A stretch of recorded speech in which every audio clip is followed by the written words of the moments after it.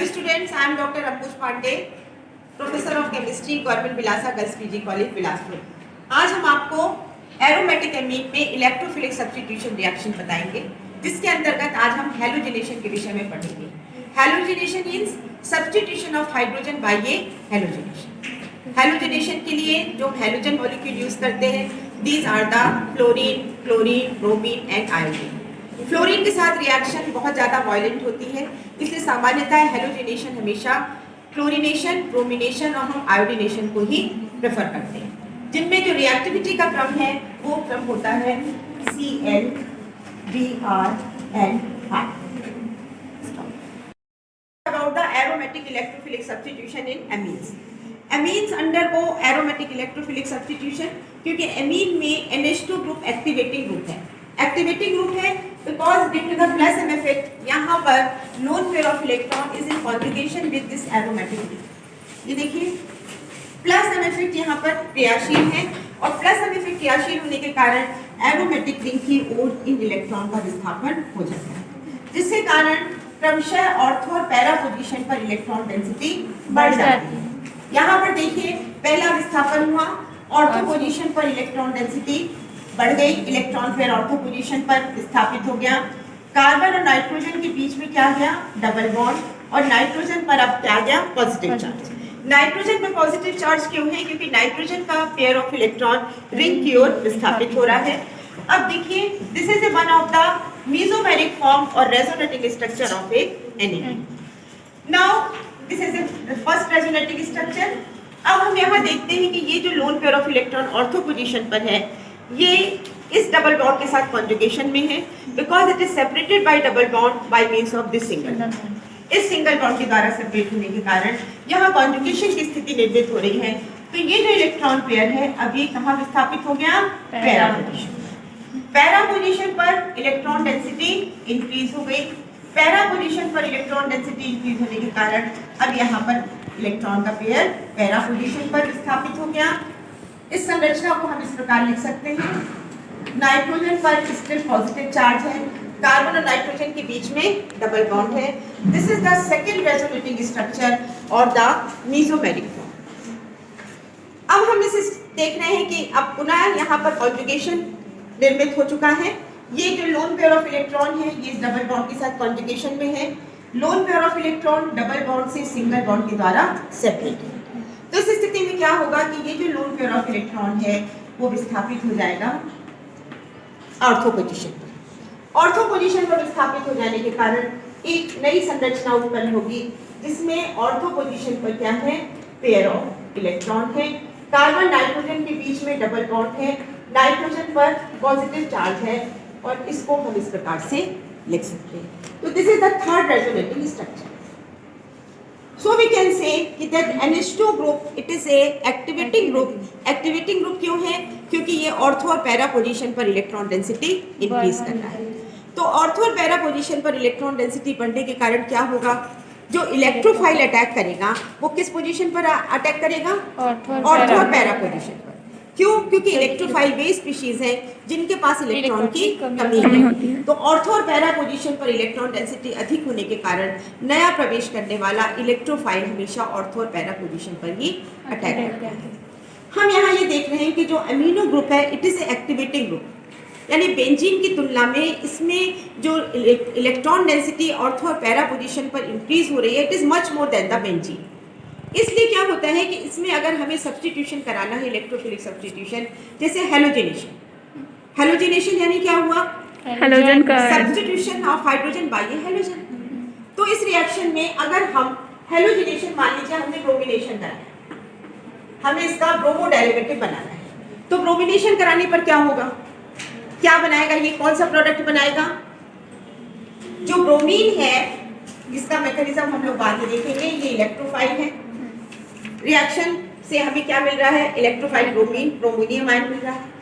Because it is electrophile तो ये किस पोजीशन पर अटैक करेगा, ऑर्थो पैरा ऑर्थो और पैरा पर अटैक करेगा। तो हमको ऑर्थो और पैरा सब्स्टिट्यूटेड डेरिवेटिव मिलना चाहिए। यहाँ पर NH2 है और इसके साथ इस ऑर्थो पोजीशन पर Br है, नेक्स्ट पैरा पोजीशन पर भी ब्रोमीन एटम एंटर होगा और इस प्रकार ऑर्थो और पैरा ब्रोमो एनिलीन को प्राप्त होगा। This is A ortho para bromo aniline. लेकिन चूंकि हम ये देख रहे हैं because NH2 group it is a activating group, तो इसलिए यहाँ पर अभिक्रिया मोनो सब्स्टिट्यूटेड प्रोडक्ट बनने तक सीमित नहीं रहती। ये रिएक्शन आगे कंटिन्यू होती है और हमें ट्राई हेलो कंपाउंड मिलता है। जो फाइनल प्रोडक्ट है वो क्या होता है? Try hello compound, try bromo benzene, try bromo aniline प्राप्त होता है। जैसे हमने यहाँ पर मान लीजिए ये एनिलीन के साथ अभिक्रिया ब्रोमीन वाटर के साथ कराई। हमने अभिक्रिया किसके साथ कराई? ब्रोमीन वाटर के साथ। तो ब्रोमीन वाटर के साथ अभिक्रिया करने पर हमें क्या होता है कि यहाँ सब्स्टिट्यूशन आगे बढ़ता होता है और हमें try bromo derivative try bromo aniline प्राप्त होता है। दिस इज ए 2, ये this one is A 2 3 5 try bromo aniline का फॉर्मेशन होता है। हमें प्राप्त क्या करना है? वी वांट टू, हमको क्या प्राप्त करना था? हम क्या बनाना चाह रहे थे? Mono substituted product, mono bromo derivative. लेकिन हमें क्या मिल रहा है? Try substitute aniline.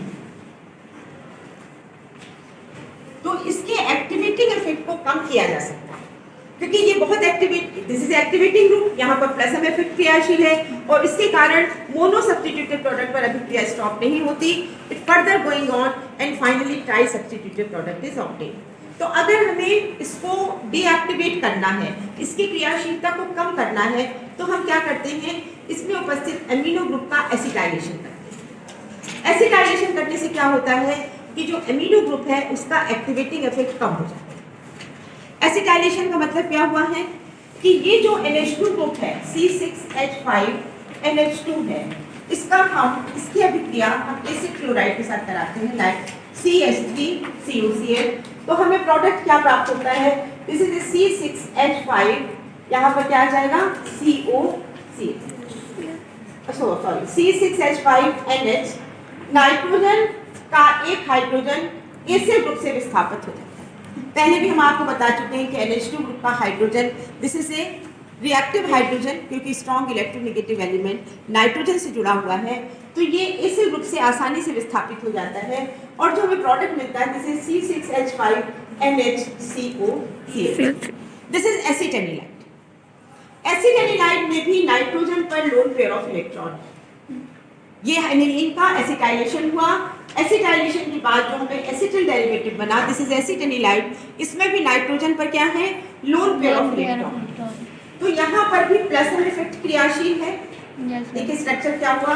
This is A NHCOCS, यहाँ पर भी प्लस एम इफेक्ट क्रियाशील है क्योंकि नाइट्रोजन पर उपस्थित loan pair of electron it is in conjugation with aromatic ring, aromatic ring के डबल बॉन्ड के साथ ही कॉन्जुगेशन में है, लेकिन यहाँ पर इसका प्रभाव कम हो जाता है।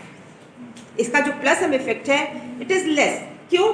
क्योंकि ये जो कार्बोनाइल ग्रुप है इसको हम इस प्रकार से लिख सकते हैं C डबल बॉन्ड को, ये जो लोन पेयर ऑफ इलेक्ट्रॉन है it is in internal conjugation के साथ। ये लोन पेयर ऑफ इलेक्ट्रॉन इस डबल बॉन्ड से सिंगल बॉन्ड के द्वारा सेपरेट है, तो इंटरनल कॉन्जुगेशन के कारण ये यहाँ पर विस्थापित हो जाता है। इसलिए रिंग पर इसका delocalisation as compared to the aniline कम हो जाता है और इसका एक्टिवेटिंग इफेक्ट कम हो जाता है। तो हम अगर एनिलीन के स्थान पर एसिटेनिलाइट लें और एसिटेनिलाइट की हम ब्रोमीन वाटर से अभिक्रिया करें तो हमें क्या मिलेगा? We get mono ortho and para bromo acetanilide. This is a NHCOCH3, this one is a Br, this is a ortho bromo acetanilide and this one is a, यहाँ पर बन रहा है this is a Br, this is a NHCOCH3 Br, sorry this is a para bromo acetanilide। तो हमें दोनों प्रकार के ऑर्थो और पैरा मोनो सब्स्टिट्यूटेड प्रोडक्ट मिलते हैं, लेकिन हमें प्राप्त क्या करना है? हमें ऑर्थो और पैरा ब्रोमो एनिलीन प्राप्त करना है। तो ऑर्थो और पैरा ब्रोमो एनिलीन प्राप्त करने के लिए हम इसका हाइड्रोलिसिस करते हैं। हाइड्रोलिसिस करने पर जो एसिटेनिलाइड ग्रुप है वो हाइड्रोलाइज किसमें हो जाता है? Amino. It get hydrolyse into the amino, और अमीनो ग्रुप में हाइड्रोलाइज होने के कारण यहाँ पर आ जाता है NH2 and we get para bromo acetylide, और साथ ही साथ यहाँ पर भी हाइड्रोलिसिस पर it produces a ortho bromo एसिटाइलाइड।